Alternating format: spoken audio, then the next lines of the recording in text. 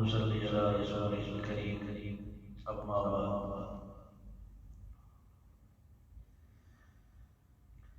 اللہ تبارک و تعالیٰ کا یہ فضل اور احسان ہے، شکر ہے اس مالک کا کہ اس نے ایک مرتبہ پھر ہمیں رمضان المبارک کا مہینہ نصیب کیا اور یہ مبارک گھڑیاں نصیب کی اور پھر رمضان المبارک میں اللہ تعالیٰ نے ہمیں اتنی صحت اور توفیق عطا فرمائی کہ ہم تراویح میں قرآن مجید کو سننا اور پھر اس کی تلاوت کا مطلب سمجھنے کا جذبہ رکھتے ہیں۔ اللہ سے دعا مانگی جائے کہ یا اللہ ہمیں ساری زندگی اسی شوق اور جذبے کے ساتھ اپنی عبادت کی اور اپنی اس کتاب کی سمجھ اور قدر کی عمل کی توفیق نصیب فرما۔ قرآن مجید میں کل 114 صورتیں ہیں۔ سب سے پہلی سورۃ الفاتحہ ہے۔ الحمدللہ رب العالمین، اس کا نام سورہ فاتحہ بھی ہے۔ فاتحہ اس لیے بھی کہتے ہیں کہ فتح کے معنی کھولنا۔ قرآن مجید کھولے تو سب سے پہلی یہی سورت ہے۔ اس سورت کی معنی نام سورہ شافیہ بھی ہے کہ اس کو اگر پڑھے یا کسی مریض پر لب کریں تو اللہ تبارک و تعالیٰ شفا دے۔ رسول اکرم صلی اللہ علیہ وسلم نے فرمایا سوائے موت کے ہر بیماری کی اللہ نے اس سورت میں شفا دے۔ اس سورت کا نام سورۃ الدعا بھی ہے کہ اللہ تبارک و تعالیٰ نے اس میں دعا مانگنے کا طریقہ بتایا کہ اللہ کی تعریف کرے گا۔ شروع کی 3 آیات میں صرف اور صرف اللہ کی تعریف ہے اور آخری 3 آیات میں پھر بندہ اپنے لیے دعا مانگا۔ اس سورت میں اللہ تبارک و تعالیٰ نے الفاظ کو مختصر رکھے لیکن معنی اور مطلب کے اعتبار سے یہ سورت پورے قرآن مجید کا خلاصہ اور نچوڑ ہے۔ اسی لیے رسول اکرم صلی اللہ علیہ وسلم نے اس کو ام القرآن کہا۔ ام القرآن کی معنی ہے قرآن مجید کا خلاصہ۔ وہ خلاصہ کس اعتبار سے؟ پورے قرآن مجید میں 6 طرح کے مضامین اللہ تعالیٰ نے ذکر کیے۔ اللہ کی تعریف ہے قرآن مجید میں، توحید، رسالت، رسول اکرم صلی اللہ علیہ وسلم کی تعریف اور آپ کی سچائی بیان کی اللہ نے کہ یہ اللہ کے سچے رسول ہیں، اور پھر قیامت کا ذکر کیا قرآن مجید میں اللہ تبارک و تعالیٰ نے، اور بڑے دلائل سے سمجھایا کہ لوگ مانتے نہیں تھے دوبارہ کیسے زندہ ہوں گے۔ اللہ تبارک و تعالیٰ نے بڑے عقلی نقلی دلائل دے کر یہ بات سمجھائی کہ قیامت ضرور ہوگی۔ اور پھر قرآن مجید میں مسائل اور احکامات ذکر کیے اللہ تبارک و تعالیٰ، اور اس کے علاوہ اللہ تبارک و تعالیٰ نے قرآن مجید میں ان لوگوں کا ذکر فرمایا کہ جن پر اللہ تبارک و تعالیٰ نے انعام فرمایا۔ وہ انبیاء ہیں، صدیقین ہیں، شہداء ہیں، صالحین ہیں، نیک لوگ۔ اور پھر اللہ تعالیٰ نے قرآن مجید میں ان لوگوں کا ذکر فرمایا کہ جن سے اللہ ناراض ہوا، اللہ تبارک و تعالیٰ نے ان پہ عذاب بھیجا اور طرح طرح کی سزائیں۔ ان سارے مضامین کو اللہ تعالیٰ نے سورہ فاتحہ میں ذکر کیا۔ شروع کی 3 آیات میں اللہ تبارک و تعالیٰ کی توحید، الحمدللہ رب العالمین، ساری الوہیت اور ربوبیت کی صفات صرف اور صرف اللہ میں پائی جاتی ہیں۔ یہ سب تعریفیں اللہ کی، جس نے کائنات بنائی، جو چلا رہا ہے، نہ بنانے میں کوئی شریک ہے نہ چلانے میں کوئی شریک ہے، تو اس کی عبادت اور اس کی پکار میں بھی اس کے ساتھ کوئی شریک ہے، وہ اپنے اختیارات میں اکیلا۔ مالک یوم الدین میں قیامت کا ذکر ہے۔ ایاک نعبد و ایاک نستعین، یا اللہ ہم صرف اور صرف تیری عبادت کرتے ہیں اور صرف تجھ ہی سے مدد مانگتے ہیں۔ اس میں جتنی بھی شرعی احکامات ہیں، عبادت کیسے ہونی چاہیے، کیا کیا ہونی چاہیے، وہ سب اسی مسائل اور احکامات کی طرف اشارہ ہے۔ اور پھر اہدنا الصراط المستقیم میں رسالت کا بھی ذکر ہے، سیدھا راستہ وہی ہے جو رسول اکرم صلی اللہ علیہ وسلم کی سیرت اور آپ کا نمونہ ہے، اور اس میں شرعی احکامات کی طرف بھی اشارہ ہے۔ صراط الذین انعمت علیہم، ان لوگوں کے راستے پر چلا یا اللہ جن پر تو نے انعام کیا، غیر المغضوب علیہم ولا الضالین، آمین۔ یا اللہ ان لوگوں کے راستے پر نہ چلانا جن پر تیرا غضب غصہ نازل ہوا اور جو سیدھے راستے سے بہت۔ تو اس لیے ان سارے مضامین کا خلاصہ اللہ تبارک و تعالیٰ نے سورہ فاتحہ میں اشارہ کیا ہے، اس لیے آپ نے فرمایا کہ یہ ام القرآن ہے، قرآن مجید کا خلاصہ ہے۔ اس کے بعد سورہ بقرہ ہے۔ بقرہ کہتے ہیں گائے بیل، عربی زبان میں بھینس پر بھی بقرہ کا لفظ نہیں بولا جاتا۔ اس سورج میں ایک گائے کا ذکر ہے۔ بنی اسرائیل میں ایک آدمی قتل ہو گیا، پتہ نہ چلے کہ کس نے قتل کیا۔ جو وارث تھے بھتیجا وہ بڑا روئے کہ میرا چچا کسی نے مار دیا۔ لوگ اکٹھے ہو کر موسیٰ علیہ السلام کے پاس آئے کہ آپ اللہ کے نبی ہیں، اللہ تبارک و تعالیٰ سے دعا کریں، اللہ سے پوچھیں کہ کس نے قتل۔ اللہ تبارک و تعالیٰ نے موسیٰ علیہ السلام سے فرمایا کہ ان سے کہو ایک گائے ذبح کرے اور پھر اس کے جسم کا گوشت اس مقتول کے جسم کے ساتھ لگائے تو وہ زندہ ہو کر خود بتائے گا مجھے کس نے قتل۔ اس واقعے سے یہ پتہ چلتا ہے موسیٰ علیہ السلام تو اللہ کے جلیل القدر نبی تھے، غیب جاننا یہ صرف اللہ کی صفت ہے۔ موسیٰ علیہ السلام نے اللہ سے سوال کیا، لوگوں نے موسیٰ علیہ السلام سے پوچھا، موسیٰ علیہ السلام نے اللہ سے درخواست کی کہ ان کو قاتل معلوم نہیں ہے، آپ قاتل کا پتہ۔ اور اللہ تبارک و تعالیٰ نے ایک دم ہی بتا دیا کہ قاتل کون ہے، چونکہ اس قوم میں گائے کی بڑی محبت پائی جاتی ہے، اسے معصوم سمجھتے تھے۔ اللہ تبارک و تعالیٰ نے ان کے دلوں سے وہ شرک بھی نکالنا تھا، ان کے ہاتھ سے گائے ذبح کرنا۔ جیسے ہندو سے یہ کہا جائے جب ان کو مجبور کر کے کہ گائے ذبح کرو اس سے تمہارا کام ہے، تو اللہ تبارک و تعالیٰ نے گائے ذبح کرنے کا حکم دیا۔ وہ پہلے تو لوگوں کو یقین ہی نہیں کہ یہ ہم نے سوال کیا ہے قاتل کون ہے، آپ ہمیں بتا رہے ہیں کہ گائے ذبح کرو۔ موسیٰ علیہ السلام نے فرمایا دیکھو اللہ کا حکم یہ، اس پہ عمل کرو اگر تم قاتل معلوم کرنا چاہتے۔ خیر وہ کہنے لگے اچھا یہ بتائیں اس گائے کی عمر کتنی ہونی تھی؟ موسیٰ علیہ السلام نے اللہ سے پوچھ کر بتایا کہ عمر اتنی ہونی تھی۔ پھر کہنے لگے اچھا یہ بتائیں کہ اس کا رنگ کیسا ہو؟ موسیٰ علیہ السلام نے اللہ سے پوچھا کہ رنگ کیسا ہو؟ رنگ بتایا، کہہ رہا زرد ہو۔ پھر کہنے لگے اس کی صفات کیسی ہونی تھی؟ جتنے سوالات بڑھاتے گئے مشکلات بڑھتی، اس لیے کہا جاتا ہے کہ بنی اسرائیل کی گائے نہ بنا۔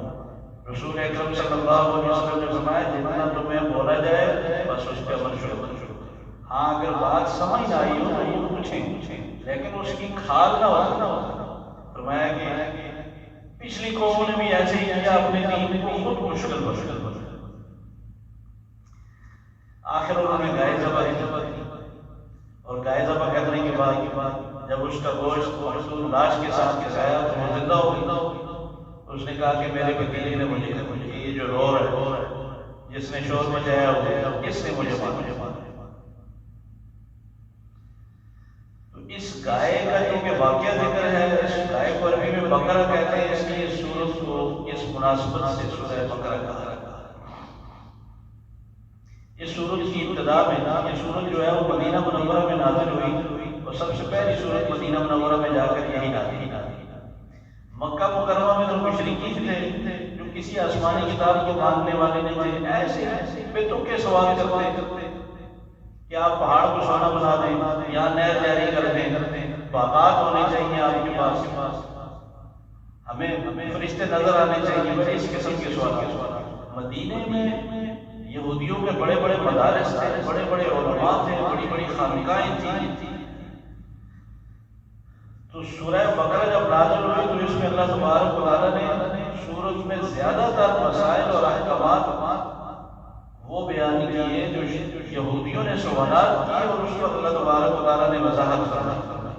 اور یہودیوں کے بارے میں اللہ تبارک و تعالیٰ نے فرمایا کہ تم پر اللہ کی طرف سے کیا کیا انعام ہونا، مگر تم لوگوں نے اللہ کی ہمیشہ حرفوں کے بدلہ شکر، تم نے بھی اور تمہارے باپ دادا بھی۔ اس سورج کے بالکل شروع میں اللہ تبارک و تعالیٰ نے 5 آیات میں ایمان والوں کا ذکر فرمایا اور 4 صفات 5 صفات بیان کرنے کے بعد فرمایا اولئک علی ھدی من ربہم واولئک هم المفلحون۔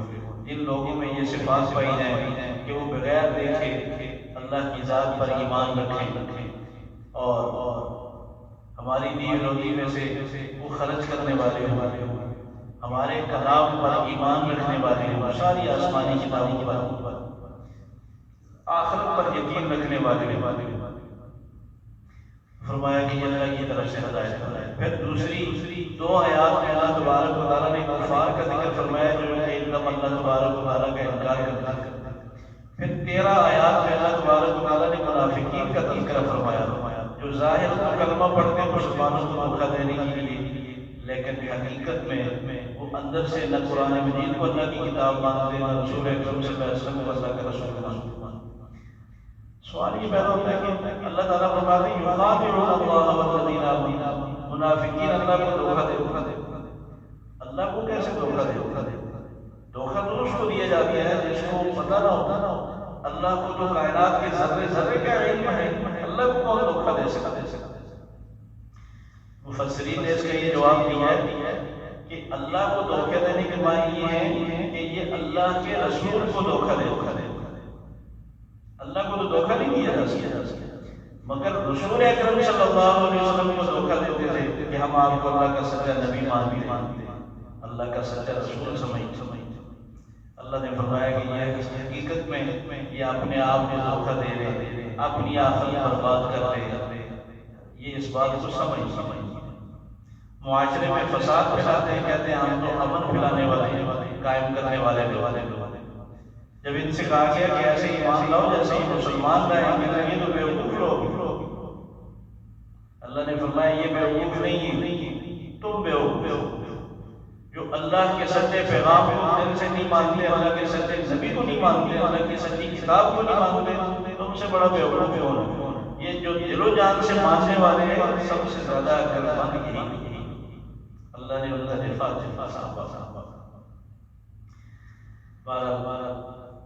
پھر اللہ تبارک و تعالیٰ نے ساری کائنات کو مخاطب کر کے توحید کا حکم دیا، یا ایھا الناس اعبدوا ربکم الذی خلقکم، اے لوگوں اپنے اس رب کی عبادت کرو جس نے تمہیں پالا، تمہیں پیدا کیا اور تم سے پہلوں کو بھی پیدا کیا۔ اور پھر اللہ نے آخری دلیلیں ذکر کی جس نے تمہارے لیے زمین کو بچھونا بنایا، آسمان کو چھت بنایا اور پھر بارش برسا کر تمہارے لیے روزی پیدا کی۔ فلا تجعلوا للہ اندادا وانتم تعلمون، دیکھو یہ کام سوائے اللہ کے کوئی نہیں کر سکتا۔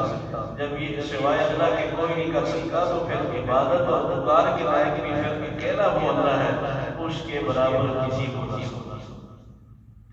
ان کو شک تھا کہ یہ قرآن مجید اللہ کی طرف سے نہیں اترا، رسول اکرم صلی اللہ علیہ وسلم اپنی طرف سے بنا کر ہمیں سناتے ہیں کہ اللہ کی طرف سے اترا ہے۔ تو اللہ تبارک و تعالیٰ نے جواب میں فرمایا اگر تمہیں شک ہے تو تم بھی بنا کے دکھاؤ۔ کبھی نہیں بنا سکتا، جب نہیں بنا سکتے تو پھر جہنم کی آگ سے ڈرو، کیوں سچی کتاب کو جھٹلاتے؟ دوسرا شک یہ تھا کہ یہ اللہ کی کتاب کیسے ہو سکتی؟ اللہ اتنے عظیم تو پھر اللہ کی شان کے حساب سے اس میں مثالیں بھی ہوتی، اس میں تو مچھر کی مثالیں، مکھی کی مثالیں، مکڑی کی مثالیں، گائے بھینس کی مثالیں، غلاموں کی مثالیں، یہ اللہ کا کلام کیسے ہو سکتے ہو؟ تو اللہ تبارک و تعالیٰ نے فرمایا ان اللہ لا یستحیی ان یضرب مثلا ما بعوضۃ فما فوقها، اللہ تبارک و تعالیٰ کسی حقیقی چیز کی مثال بیان کرتے ہوئے نہیں شرماتے۔ مچھر کیا مچھر سے بھی حقیقی مثال بیان کرتے ہوئے اللہ کوئی حیا نہیں ہے، اس لیے کہ اللہ نے تمہیں سمجھانے کے لیے یہ مثالیں دی تاکہ تم جس طرف نظر اٹھاؤ تو تمہیں غلام نظر آئے گا، اپنے گھر کے صحن میں گائے بکری نظر آئے گی، اونٹ نظر آئے گا، غلام نظر آئے گی، مکڑی نظر آئے گی، مکھی نظر آئے گی، مچھر نظر آئے گا۔ قرآن سمجھنے کے لیے تمہیں دور دراز کا سفر کرنے کی ضرورت نہیں۔ تو وفی انفسکم افلا تبصرون، اپنے گریبان میں جانو، جسم میں غور کرو، تمہیں خود اللہ کی قدرت کیسے سمجھ۔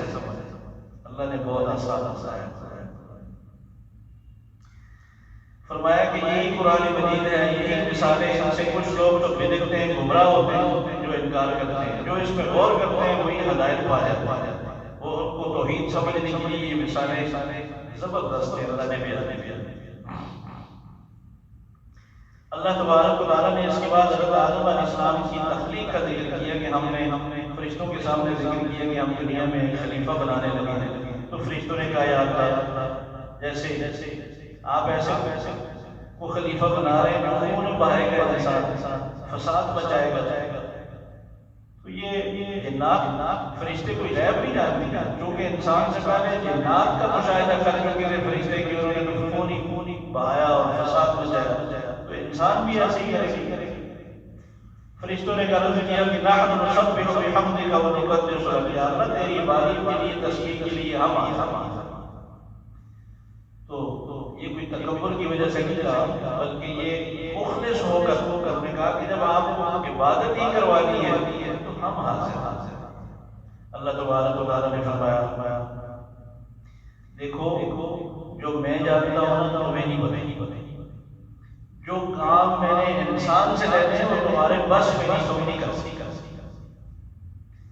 یہ مختصر بات بتانے کے بعد پھر اللہ نے ان کو یہ بات فزیکلی سمجھائی کہ دیکھتا ہے آدم علیہ السلام کو پیدا کرنے کے بعد کچھ ضروری چیزوں کے نام آدم علیہ السلام کو بتائے، جن چیزوں کی استعداد اور صلاحیت آدم علیہ السلام میں اللہ تعالیٰ نے رکھی تھی، کھانے پینے کی چیزیں، ضرورت کی چیزیں، فرشتوں میں وہ چیزیں کھانے پینے کی انسانی ضروریات، وہ چیزوں کے نام آدم علیہ السلام کو یاد ہو گئے، فرشتوں کو یاد نہیں ہوئے۔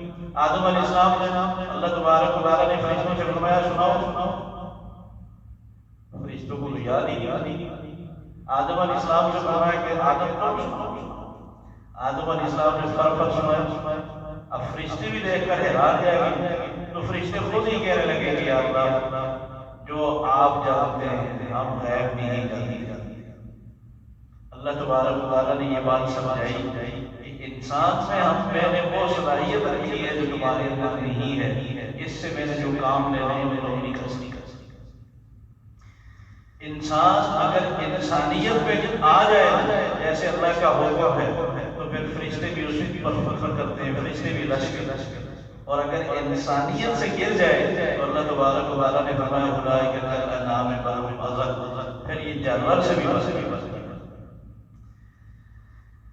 انسانیت کیا چیز ہے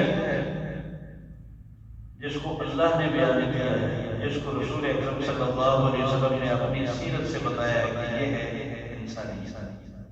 اللہ تبارک و تعالیٰ ہمیں کامل انسان بنا۔ اللہ تبارک و تعالیٰ نے فرشتوں کا ذکر فرمایا کہ ہم نے آدم کو، فرشتوں کو حکم دیا کہ آدم کو سجدہ کرو، فرشتوں کو ایک سلامی دلائی کہ انسان تم سے افضل ہے، تو آدم علیہ السلام کے سامنے فرشتوں نے سجدہ کیا۔ یہ سجدہ عبادت کا نہیں تھا، عبادت کا سجدہ ہمیشہ حرام ہے، یہ تعظیم کا سجدہ ہے، لیکن تعظیم کا سجدہ رسول اکرم صلی اللہ علیہ وسلم کی شریعت میں حرام فرمایا کہ اب تعظیم کا سجدہ کوئی کسی کو نہیں کر سکتا۔ صحابہ نے عرض کیا کہ یا رسول اللہ کیسر و کسریٰ کے رعایا جب ان کے بادشاہوں کی خدمت میں آتے ہیں تو وہ سجدہ کرتے ہیں، ان کے سامنے جھکتے ہیں. عزت تو اللہ نے آپ کو دی ہے، آپ اگر اجازت ہے تو ہم آپ کے سامنے جھکا کریں. آپ نے فرمایا کہ اللہ کے علاوہ کسی کے سامنے جھکنے کی اجازت ہوتی تو بیوی کو حکم ہوتا کہ وہ شوہر کے سامنے سجدہ کرے، اس کو بھی اللہ کے علاوہ کسی کے سامنے سجدہ کرنے کی اجازت نہیں. اگر آپ اس کو اور آسان سمجھیں تو یوں بھی کہہ سکتے ہیں کہ اگر کسی کو سجدہ کرنے کی اجازت ہوتی تو پھر عائشہ کو حکم ہوتا کہ وہ مجھے سجدہ کرے، مگر اس کو بھی سجدہ کرنے کی اجازت نہیں. سجدہ صرف اللہ کی ذات. یہ تعظیمی سجدہ تھا جو بعد میں منع کر. اللہ تبارک و تعالیٰ نے بنی اسرائیل کو کہا کہ اے بنی اسرائیل، یعنی یہودیوں کو مخاطب کر کے کہا، کیونکہ رسول اکرم صلی اللہ علیہ وسلم جب مدینہ طیبہ میں گئے تو سامنے یہودی تھے، مدینہ منورہ میں 4 قبیلے آباد تھے. تو فرمایا کہ اللہ میری ان احسانات کو یاد کرو جو میں نے تم پر کیا، میرا عہد جو میں نے تم سے کیا تھا وہ تم پورا کرو، تم نے جو مجھ سے عہد کیا تھا میں تم کو کرو. اللہ نے کیا عہد کیا تھا؟ یہودیوں سے یہ عہد کیا تھا، تفسیر کبیر میں ہے کہ جب آخری نبی آئیں گے اور وہ بنی اسرائیل میں سے نہیں ہوں گے، بنی اسماعیل میں سے ہوں گے، تم نے ان پر ایمان کیا. اس عہد کو بنی اسرائیل نے توڑا، رسول اکرم صلی اللہ علیہ وسلم کو ماننے سے انکار. فرمایا کہ دیکھو میرے احکامات کو پیسوں کے بدلے میں نہ بھیجنا، حق کو جھوٹ کے ساتھ نہ ملانا، حق کو چھپانا نہیں. نماز قائم کرو، زکوٰۃ دو اور عبادت کرو. اور فرمایا کہ صرف اللہ سے مدد مانگو. اتأمرون الناس بالبر وتنسون انفسکم، لوگوں کو تو نیکی کا کہتے ہو، خود اپنے آپ کو بھول جاتے. پھر اللہ تبارک و تعالیٰ نے بڑے بڑے احسانات گنوائے کہ فرعون سے تمہیں میں نے بچایا، دریائے اردن سے تمہیں میں نے پار کیا، اور تمہیں موسیٰ علیہ السلام کو ایک دور پر لے گئے تھے، تم نے کہا ہمیں دکھاؤ، میں نے تمہیں مول دی، پھر دوبارہ زندہ کیا. میں نے موسیٰ علیہ السلام کی درخواست پر تمہیں ایک کتاب دی، میں نے تمہارے لیے فضائل دی میں بادل بھیجے سائے کے لیے، پانی کے لیے 12 چشمے جاری کیے، من و سلوہ کھانے کے لیے اتارا. لیکن بجائے شکر ادا کرنے کے تمہارے آباء و اجداد کا یہ حال تھا کہ میں نے جب کتاب دی تو کہنے لگے ہم تو اس پہ عمل نہیں کر سکتے. میں نے کوئی پہاڑ لا کر سر پہ رکھا کہ مانگتے ہو کہ نہیں مانگتے، تو کہنے لگے سمعنا، اب ہم مانگتے ہیں. میں نے کہا گائے ذبح کرو، کہنے لگا ہم سے ناراض کرتا ہے. یہ تو حال تھا. اور بنی اسرائیل کو کہا کہ تم سے میں نے عہد کیا تھا لا تعبدون الا اللہ، صرف اللہ کی عبادت کرنا، تو تم نے غیر اللہ کی عبادت شروع کر. میں نے کہا تھا لا تسفكون دماءکم، کہ خون نہ بہانا، قتل و غارت نہ کرنا، تم نے پھر کوئی لڑائی جھگڑے شروع کر دی. میں نے کہا تھا کہ تم آخری نبی آنے سے پہلے تم اپنی کتاب کے حوالوں سے خوشخبریاں سنایا کرتے تھے، جب وہ آئے ہیں اور تم انہیں ایسے جانتے ہوئے جیسے اپنی اولاد کو جانتے، اور پھر بھی تم نے انکار کر دیا. یہ شکوہ کیا رسول اکرم صلی اللہ علیہ وسلم کے زمانے کے اہل علم یہودیوں سے کہ رسول اکرم صلی اللہ علیہ وسلم میں ماننا چاہیے. پھر اللہ تبارک و تعالیٰ نے ابراہیم علیہ السلام کا، حضرت یعقوب علیہ السلام کا ذکر فرمایا کہ دیکھو اولاد کو آخری وقت میں کیسی نصیحتیں فرمائی کہ اپنا عقیدہ ٹھیک رکھنا، دین اسلام کی عادت میں تمہاری بہت آنی چاہیے. جادو کا ذکر فرمایا کہ سلیمان علیہ السلام نے جادو کے زور پر حکومت نہیں کی، یہ اللہ کی عطا اور دین تھی، وہ تو جنات اور شیاطین نے جادو پھیلایا عوام. پھر اللہ تبارک و تعالیٰ نے ابراہیم علیہ السلام کی دعاؤں کو ذکر فرمایا، اور اس کے بعد اللہ تعالیٰ نے قبلے کا ذکر فرمایا کہ پہلے بیت المقدس کی طرف منہ کر کے نماز کا حکم دیا، پھر خانہ کعبہ کی طرف منہ کرنے کا حکم دیا. فرمایا ہم تو امتحان لے رہے تھے کہ کون اپنی مرضی پر عبادت کرتا ہے اور کون ہمارے حکم پر عمل کرتا ہے. اصل تو نہ بیت اللہ ہے نہ بیت المقدس ہے، اصل تو اللہ کا حکم ہے. اللہ جس طرف حکم دے دے اسی طرف مڑ. فرمایا کہ کچھ بیوقوف ایسے انہوں نے اس مسئلے کو اتنا سر پہ اٹھایا ہوا ہے کہ اسلام میں سوائے قبلہ کی اور کوئی چیز نہیں. اصل تو دین اسلام میں فرمایا کہ اللہ کا ایمان ٹھیک کرنا ہے، اپنے اخلاق ٹھیک کرنے ہیں، معاملات ٹھیک کرنے ہیں، اپنی معاشرت کو درست کرنا ہے۔ ان چیزوں کی طرف توجہ نہیں، بس اسی پہ زور ہے کہ قبلہ مشرق کی طرف ہے یا مغرب کی طرف ہے۔ فرمایا مشرق بھی اللہ کی ہے، مغرب بھی اللہ کی ہے، اللہ جس طرف اس کو حکم دے ادھر ہی مڑ۔ آخر میں اللہ تبارک و تعالیٰ نے شہداء کا ذکر فرمایا جو اللہ کے راستے میں شہید کیے جائیں، انہیں مردہ نہ کہو وہ زندہ ہے، اللہ کے ہاں روزی کھاتے۔ فرمایا تمہیں بھی آزماؤں گا، مختلف امتحانات آئیں گے، جو مصیبت اور مشکل میں بھی کہیں کہ انا للہ و انا الیہ راجعون، ہم اللہ ہی کے ہیں اور اس مشکل اور مصیبت میں اسی کی طرف رجوع کرتے ہیں۔ ایسے لوگوں پر اللہ تعالیٰ کی طرف سے نوازشات ہوتی ہیں، ایسے ہی لوگ ہدایت پائیں۔ پھر اللہ تبارک و تعالیٰ نے پاکیزہ روزی کھانے کا حکم دیا کہ اللہ کی نعمتیں کھاؤ اور اللہ کا شکر کرو۔ شیطان کی باتیں مت مانو، شیطان کے نقشے قدم مت چلو۔ مشرکین نے حلال چیزیں تو اپنے لیے حرام کی تھی اور حرام چیزوں کو کھانے شروع کیا۔ فرمایا کہ وہ جو حلال ہے وہ اللہ کی نعمتیں کھاؤ، شکر ادا کرو، اور حرام جو چیزیں ہیں وہ یہ ہیں انما حرم علیکم المیتۃ والدم ولحم الخنزیر وما اہل لغیر اللہ بہ۔ خنزیر حرام ہے، مردار حرام ہے، خون حرام ہے، اور اللہ کے نام کے علاوہ کسی کی خوشنودی کے لیے جس جانور کو مشہور کر دیا جائے کسی کے نام پہ وہ حرام ہے۔ یہ چیزیں تم نے حلال کی ہیں جو حرام ہونی چاہیے، اور جو حلال نعمتیں ہیں ان کو تم اپنی طرف سے حرام سمجھو۔ اللہ تعالیٰ ہمیں صحیح سمجھنے کی توفیق نصیب